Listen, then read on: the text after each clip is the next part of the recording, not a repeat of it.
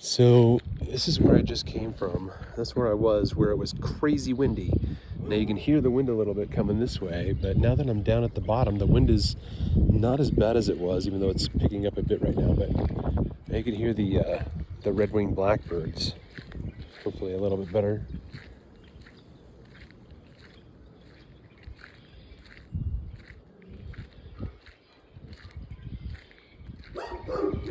Oh, this dog. I was gonna try to see. I think it's in the back. They've got bird feeders and whatnot, so it looks like they've got like a backyard of birds, which is a blessing. It's awesome. Hello, dog. Hi. Hi. Hello. Yeah. Yeah. Uh-huh.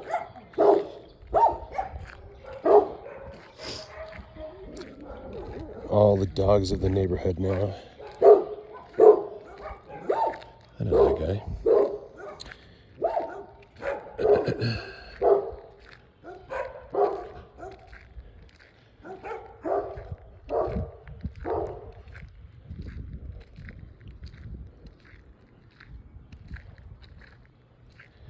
So in the silence of the meditative walk, right, I'm being silent.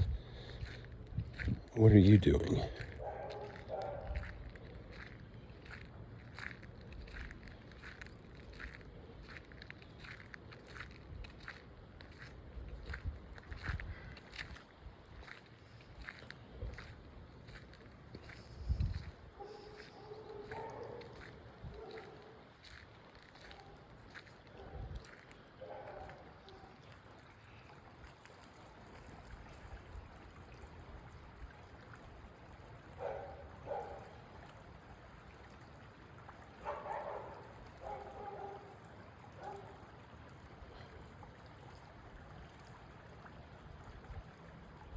It's almost like you have to treat every invasive thought as an invasive thought of an invasive thought, which you just let come and go, right? Because an invasive thought just comes at random if you're not intentionally thinking about it. And then you're either enticed and dragged away by the thought of thinking about that thought, or it just passes you by. You know, how many thoughts do we have that we don't pursue? Maybe we're not even aware of them. But the ones that we find ourselves attached to are the ones that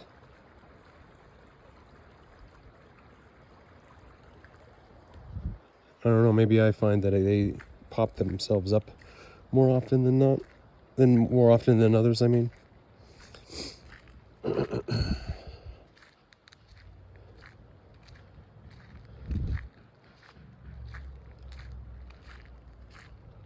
The trick is becoming aware of thinking, like being aware of breathing. Oh, I didn't know I was breathing. I'm breathing right now? Oh, I didn't know my heart was beating. Oh, I didn't know, my respiratory or my nerves. You could touch a funny bone, or you can do whatever. You can accentuate stimulation to the sensations that your body experiences: sight, smell, touch, taste, hearing, and also your thoughts, the sixth sense.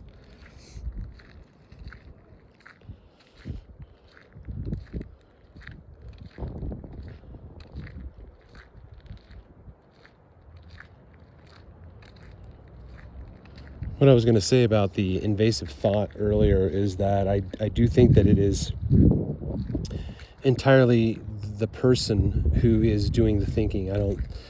I don't hold to any, behavioral psychologist or analytical psychologist's, perspective on what the psyche is. How many, if I just had 9 virtues or 8 virtues, right? Love, joy, peace, patience, kindness, goodness, gentleness, faithfulness, and self-control. Whenever I have a voice that comes into my existence that is impatient or unkind or, right? What is that? Who is that? That's not me. Yeah, it is. It is you. It's an aspect of who you are in so many different expressions of existence.